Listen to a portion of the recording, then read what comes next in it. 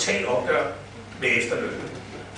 Og det var derfor, vi i Venstre satte os i spidsen for, op imod Socialdemokratiet, op imod SF, op imod den danske fagbevægelse og deres mange kampagner, at lave efterlønsreform og lave dagpengereform.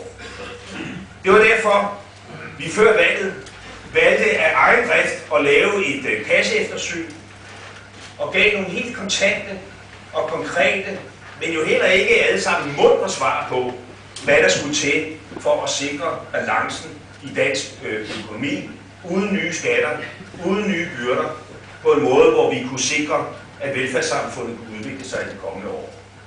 Og jeg er stolt af, at vi i Venstre havde det politiske mod til at sige tingene, som de var, og som de er. Jeg er stolt af at være formand for et parti, hvor vi kiggede danskerne ind i øjnene og sagde, det er ikke nogen behagelig tale, men der er en nødvendighedens lov. Og skal vi fastholde og udbygge det her samfund, så er vi nødt til at træffe nogle svære beslutninger. Og jeg er glad for, at danskerne kvitterede for den ærlighed ved at give Venstre et kanonvalg. Og jeg er ualmindelig godt tilfreds med, at der også efter valget, på trods af at det ikke os, der sidder i regeringskontorerne, er et bredt flertal bag reformerne. De reformer, vi aftalte før sommeren. Ja, man må sige, at flertallet er vokset bag reformen.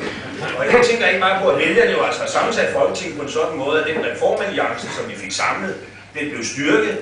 Men jeg tænker selvfølgelig på, at den nu også bakkes op af SF, af Socialdemokratiet, som nu også stemmer for efterlønsreformen. Det er jo positivt, synes jeg.